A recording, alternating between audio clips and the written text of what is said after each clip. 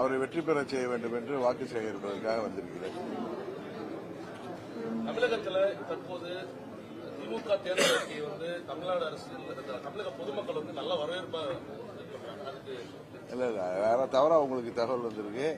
ஏற்கனவே 21 சட்டமன்ற பொதுத் தேர்தலில் கொடுத்த தேர்தல் வாக்குறுதிகள் எல்லாம் கிட்டத்தட்ட 80%, அது முக்கியமான வாக்குறுதிகள் எல்லாம் நிறைவேற்றாமல் திமுக ஆட்சி ஏமாற்றி விட்டது என்கிறது தமிழ்நாட்டு மக்கள் தமிழ்நாடு முழுவதும் கொதித்து போயிருக்கிறார்கள். வெந்த புண்ணில் வேல் பாய்ச்சிற மாதிரி இப்ப மீண்டும் மக்களை ஏமாற்றி ஆட்சிக்கு வரணும்னு கொடுத்திருக்கிற தேர்தல் வாக்குறுதி இது சூப்பர் ஸ்டார்லாம் கிடையாது, டம்மி ஸ்டார் அப்படின்னு தமிழ்நாடு முழுவதும் மக்கள் பேசி வருவதுதான் உண்மை. எந்த மாதிரியான கோரிக்கைகளை செயல்படுத்தலாம் திமுக அரசு செயல்படுத்தணும் சொல்றீங்க? அவங்க சொன்னதுல 80% நிறைவேற்றலைங்கிறது எல்லாருக்கும் தெரியும். என்னென்னங்கிறத எது நிறைவேற்றிருக்காங்க நீங்க சொல்லுங்க, அதை நான் நிறைவேற்றிருக்காங்களா இல்ல. அடுத்தது 20 வேட்புமனு திட்டமிட்டு நிராகரிக்கப்பட்டதா குற்றச்சாட்டு சொல்லியிருக்காரு வேல்முருகன். தெரியல, எனக்கு அதை பத்தி தகவல் தெரியல. வேட்புமனு எதன் அடிப்படையில் நிராகரிக்கிறாங்கிறது அது அந்த ரிட்டர்னிங் ஆபீசருடைய கடமை. அதான் அதை பத்தி எனக்கு தெரியாத ஒரு விஷயத்தை நான் பதில் சொல்ல. என்டிஏ கூட்டணியில அமமுக ஒதுக்கப்பட்ட இடத்துல அனைத்து தொகுதிகளிலும் வெற்றி பெறுமா?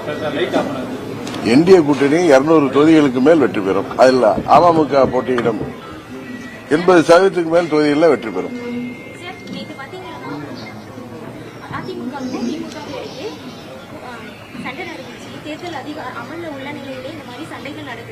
எங்க சட்டமன்ற தொகுதிக்கு உட்பட்ட பகுதியில் 50 பேருக்கு மேல வழக்கு பதிவு பண்ணிருக்காங்க. அதை பத்தி நீங்க என்ன நினைக்கிறீங்க? இப்ப தேர்தல் விதிமுறைகளை மீறினா செய்யலாம் தான் இது பார்க்கப்படுது. ஏன்னா காவல்துறைகள் அங்க இருந்திருக்காங்க, தேர்தல் அதிகாரிகளும் தன் முன்னாடி இந்த மாதிரி ஒரு சம்பவம் அரங்கேறி இருக்கு. இதை பத்தி உங்களோட கருத்து? பல இடங்கள்ல இது மாதிரி அந்த வேட்புமனு தாக்கல் போது கடைசி நாளப்ப ஸ்குருட்னி அப்ப இது மாதிரி அங்கொன்று இங்கொன்று நடப்பது அது தவிர்க்க முடியாததாக இருக்குது. இருந்தாலும் தமிழ்நாடு ஒரு அமைதி பூங்கா. நீங்க பயப்படுற அளவுக்குலாம் தேர்தலில் எந்த பாதிப்பும் வராது. அமைதியாக தேர்தல் நடக்கும். திருப்பத்தூர் சட்டமன்ற தொகுதியை பொறுத்தவரை இதுவரை 9 முறை திமுக கைப்பற்றி இருக்கு, 2 முறை பாமக கைப்பற்றி இருக்கு, 1 முறை சுயேட்சை கைப்பற்றி இருக்கு, 2 முறை தான் அதிமுக கூட்டணி கைப்பற்றி. இந்த முறை எப்படி இருக்குன்னு நினைச்சு பாக்குறீங்க? இந்த முறை குக்கர் சின்னத்தில் ஞானசேகரன் உறுதியாக வெற்றி பெறுவார். எதிர்கட்சிகள் இப்போ பிரச்சாரத்தை மேற்கொள்ளும் போது குக்கர் விசில் அடிக்காது, குக்கர் பிரஷர் வேகாது, விசில் அடிக்காது அப்படின்னு சொல்லி பிரச்சாரம் பரப்புரை. எதிர்கட்சிகள் அப்படித்தானே பிரச்சாரம் பண்ணுவாங்க. இப்ப நீங்க சொன்ன மாதிரி திமுக என்னென்ன வாக்குறுதிகளை நிறைவேற்றல நீங்க கேட்கறதுல இருந்து எனக்கு என்ன ஒண்ணு புரியுதுன்னா, நீங்க தெரிஞ்சு வெளிநாட்டில இருந்து நேற்று தான் இறங்குன மாதிரி பேசுறீங்க. அரசு ஊழியர்கள், ஆசிரியர்கள் நேற்று வரை நின்று ரோட்ல பகுதி நேர ஆசிரியர்கள் போராடிட்டு இருக்காங்க. ஏன் மாற்றுத்திறனாளி வரை தங்களுக்கு சொன்ன வாக்குறுதிகளை நிறைவேற்றவில்லை என்று போராடுகிறார்கள். அது மாதிரி இன்றைக்கு போராடாத அரசு துறை அலுவலர்களே இல்லை என்கிற அளவுக்கு தமிழ்நாடு இருக்கு. இன்னும் சொல்ல போனா மின் கட்டணத்தை உயர்த்த மாட்டோம், கொரோனா நேரத்தில் கடுமையான பொருளாதார பாதிப்பு ஏற்பட்டதுனால எந்த கட்டணமோ வரியோ உயர்த்த மாட்டோம்னு சொல்லிட்டு 150% சொத்து வரியை உயர்த்தினார்கள். 67% மின்சார கட்டணம் உயர்த்திருக்காரு. நீங்க வெளிநாட்டில இருந்து நேற்று தான் வந்திருப்பீங்க. ஆனா உங்க வீட்டுல போய் கேளுங்க எவ்வளவு பாதிப்பு இருக்குங்கிறது எல்லாருக்கும் தெரியும். மதுரையில் பட்டப்பகல் 2 பேர் அதை பத்தி என்ன சொல்றதுன்னா, தமிழ்நாட்டில் சட்டம் ஒழுங்கே இல்லையே. இப்ப இன்றைக்கு சட்டம் ஒழுங்கு எங்க இருக்கு? கனிம வள கொள்ளையா இருக்கட்டும், இதே போல போதையில வர்றவங்களை தடுத்து கேட்பவர்களா இருக்கட்டும், கொலை செய்யப்படுவது வழக்கமாகிவிட்டது. இப்ப தமிழ்நாட்டில் கொலை என்பது தினமும் தொலைக்காட்சிகளையும் பத்திரிகையில் பார்த்தா கொலை என்பது ஒரு சர்வசாதாரண நிகழ்ச்சியாக மாறி வருகிறது. அதனாலதான் மக்கள் கொதித்து போயிருக்காருன்னு நான் சொல்றேங்க.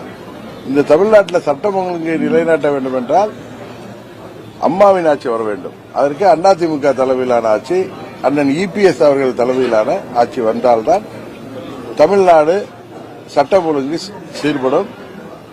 போதை மருந்து கலாச்சாரம் தமிழ்நாட்டில் பரவி வருது. பட்டி தொட்டிகள் எல்லாம் இன்றைக்கு போதை மருந்து வியாபாரம் நடக்கிறது. போதை மருந்தை தடுத்தால்தான் இளைஞர் சமுதாயம், மாணவர் சமுதாயம் பாதுகாக்கப்பட முடியும். பெண்களுக்கு வீட்டிலையும் பாதுகாப்பு இல்லை, வெளியிலையும் பாதுகாப்பு இல்லை. குறிப்பாக திமுக நிர்வாகிகள் பள்ளி பெண்களையும் செல்கின்ற மாணவிகளையும் சரி, ஏர் ஹோஸ்டஸ் ஏரோப்ளான்ல பறக்கிறவங்களையும் சரி, அவர்களிடம் தவறாக நடந்து கொள்வதால் கைது செய்யப்படுகிறார்கள். இன்றைக்கு தமிழ்நாட்டில் நடக்கிற போதை மருந்து கடத்தல் உட்பட அனைத்து சமூக விரோத செயல்களுக்கும் பின்னணியில திமுக ஏதோ ஒரு விதத்தில் தொடர்பில் இருக்கிறது. எல்லோருக்கும் வெட்ட வெளிச்சமாகி வருது. அதனாலதான் சொல்றேன், தங்கள் பணபலத்தை நம்பி எத்தனை முறை ஜெயித்த தொகுதிகளிலும் இந்த முறை திமுக மண்ணை கவ போகிறது. திமுக வந்து பாத்தீங்கன்னா 1000 ரூபாய் உரிமை தர வந்து அப்போ வந்து எடப்பாடியார் வந்து கொடுக்கக்கூடாது, இது வந்து எப்படி கொடுக்கலாம், இப்ப மட்டும் வந்து 2000 ரூபாய் கொடுக்கணும் அவரும் ஒரு வாக்குறுதி கொடுத்திருக்காரு. அப்போ வந்து இப்ப கஜானா வந்து பாத்தீங்கன்னா 5 லட்சம் கோடி வந்து கடனா இருக்கு திமுக வாங்கியிருக்காங்க. திமுக இதுவரை 70 ஆண்டுகள்ல வாங்கப்பட்ட கடன் 5 லட்சம் கோடி. இப்ப இந்த 5 ஆண்டுகளிலே 5 லட்சத்துக்கு கோடிக்கு மேல் கடன் திமுக வாங்கியிருக்கு.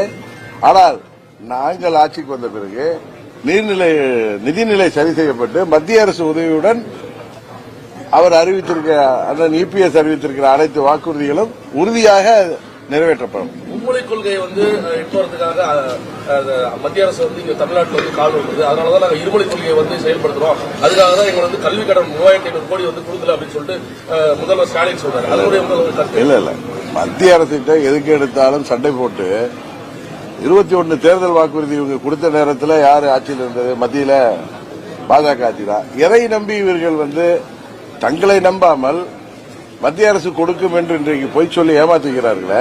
நாங்க தேர்தல் நீங்க தான் சொன்னீங்க எல்லாம் நிறைவேற்றிட்டாங்கன்னு. முதல்வர் வாயாலேயே எங்கள் தேர்தல் வாக்குறுதிகள் நிறைவேற்ற முடியாமல் போனதுக்கு காரணம் மத்திய அரசு நிதி தரவில்லை என்று அவர் வாயாலே சொன்னார். மத்திய அரசு நிதி தரும், நாங்க அந்த நிதியிலிருந்து உங்களுக்கு இதை செய்வோம்னு அவர் சொல்லல. இதெல்லாம் நிறைவேற்றி தருவோம்னு சொல்ற. நாங்க சொல்றது மத்திய அரசு உதவியுடன் எங்களது தேர்தல் வாக்குறுதிகளை நிறைவேற்றுவோம் என்றுதான் அதிமுக பொதுச் செயலாளர் திரு இபிஎஸ் சொல்லி வருகிறார். தலைமைச் செயலாளர் நிர்வாக மாற்றத்துக்கு வந்து முதல்வர் கண்டனம் தெரிவித்தார். ஒருதலை பட்சமாக செயல்படுகிறது ஆணையம். ஒருதலை பட்சமாக தலைமைச் செயலர் செயல்பட்டதாக தகவல்கள் இருந்த காரணத்தினால்தான் தேர்தல் ஆணையம் மாற்றியிருப்பதாக தான் நான் நினைக்கிறேன். தேர்தல் விதிமுறைகள் அமலில் இருக்கும் நிலையில ஒருதலை பட்சமாக தான் வேட்புமனு தாக்கலா இருக்கணும், நிராகரிப்பா இருக்கணும், பரிசீலனையா இருக்கும், ஒருதலை பட்சமாக நடக்குது. திமுக சமீப பல விஷயங்கள்ல அதிகாரிகள் செயல்பட்டு வரதா பல குற்றச்சாட்டுகள் எழுந்து இதை பத்தி உங்களோட கருத்து? இல்ல, தேர்தல் அதிகாரிகள் அப்படி ஆர்வம் பண்ணாங்கன்னா தேர்தல் ஆணையத்துக்கு எல்லா அதிகாரமும் இருக்கு. தவறான முறையில் தேர்தல் அதிகாரி ஆர்வம் செய்யறதுனாலே அதை தாண்டி தேர்தல் ஆணையம் அதில் தலையிட்டு அதில் சரியான நடவடிக்கை எடுக்க முடியும். திருப்பத்தூர் சட்டமன்ற தொகுதியில் போட்டியிடும் உங்களுடைய அமமுக வேட்பாளர் எவ்வளவு வாக்கு வித்தியாசத்தில் வெற்றி பெறுவார் நினைக்கிறீங்க? உறுதியாக மக்கள் ஆதரவோட மரியாதையான வாக்கு வித்தியாசத்தில் வெற்றி பெறுவார். தமிழகத்தில் வந்து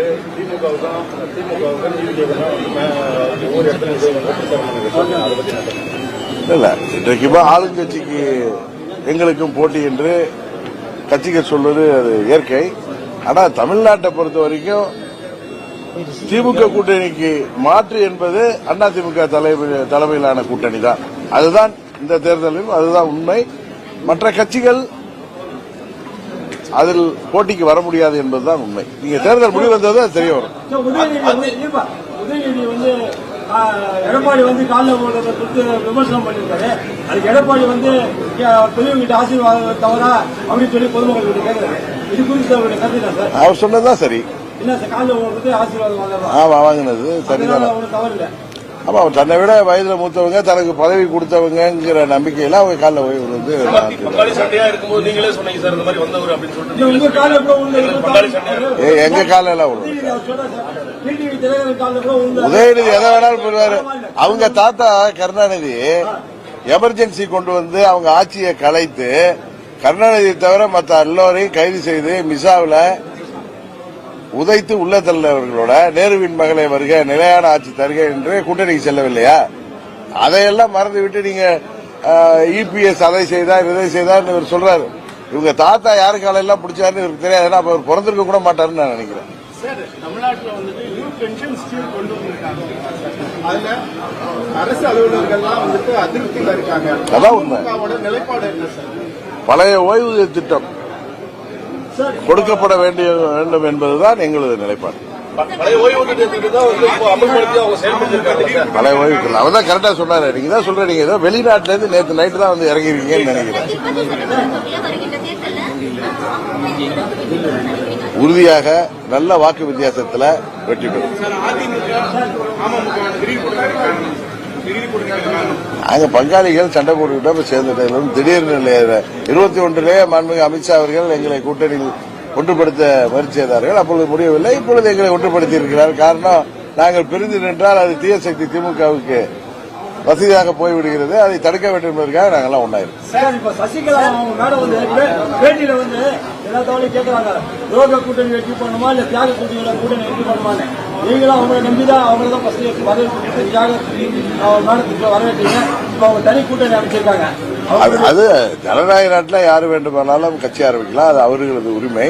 ஆனா தமிழ்நாட்டு மக்கள் தீய சக்தி திமுகவிடமிருந்து தமிழ்நாட்டை மீட்டெடுக்க வேண்டும் என்றால் அது அனைத்து இந்திய அண்ணா திராவிட முன்னேற்ற கழக தலைமையிலான கூட்டணியால் தான் முடியும்.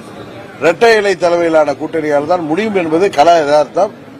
அதை நாங்கள் அம்மா மக்கள் முன்னேற்ற கழகம் இந்த தேர்தலில் அதை பின்பற்றுகிறது.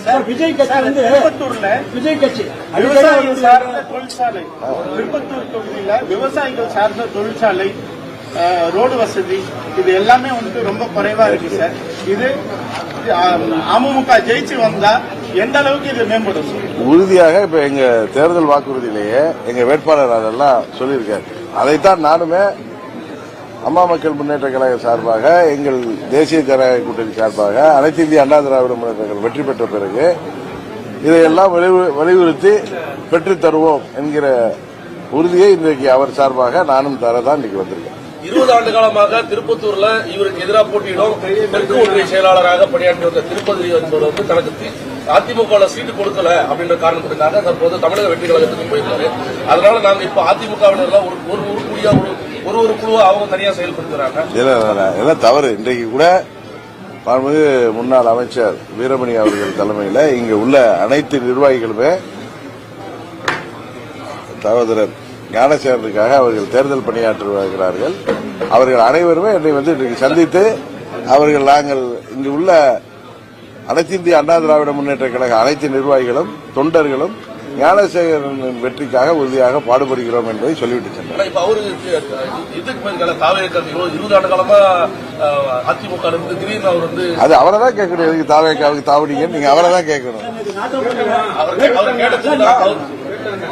கேட்டதுக்கு அவர் வந்து எங்களுக்கு வந்து அதிமுக மரியாதை இல்லாதனால மாறினாங்க. சீட்டு கிடைக்கலன்னா எதை வேணாலும் சொல்லுவாங்க. அதெல்லாம் போய் நீங்க பெருசு பண்ணுங்க. கட்சியில இருந்து பேசுறவங்க பேச்சு தான் நம்ம அபிஷியலா எடுத்துக்க முடியும்.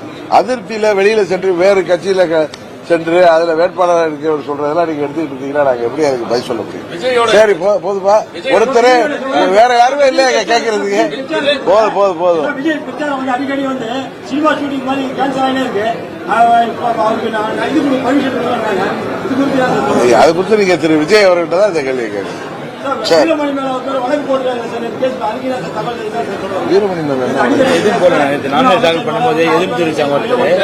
நாமினேஷன் சமயத்தில் இந்த மாதிரி வழக்குகள் வரும். அதெல்லாம் நீதிமன்றத்தில் போய் அவர் வந்து அதெல்லாம் வெற்றிகரமாக நிரபராதி என்பதை நிரூபிப்பார். ஜெயிச்சதுக்கு அப்புறமா அதிமுக அரசாங்கத்தில் பார்ட்டிசிபேட் பண்ணுவாங்க.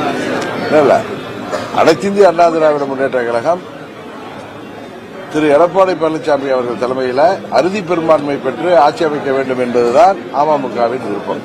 தமிழ்நாட்டில் ஒரு ஸ்திரமான ஆட்சி வேண்டும். அதுக்காக அவங்க அறுதி பெரும்பான்மையோட வெற்றி பெற்றால்தான் இந்த தீய சக்தி திமுக செய்த இந்த 5 ஆண்டு கொடுங்கோல் ஆட்சியெல்லாம் சரி செய்து மக்களுக்கு வாழ்வாதாரத்தையும் வளர்ச்சியும் கொண்டு வர வேண்டும் என்றால், பாதுகாப்பையும் கொண்டு வர வேண்டும் என்றால் அதிமுக அறுதி பெரும்பான்மையோடு வெற்றி பெற வேண்டும் என்பதுதான் தமிழ்நாட்டு மக்களின் விருப்பம். அம்மா மக்கள் முன்னேற்ற கழகத்தின் விருப்பம் அதுதான்.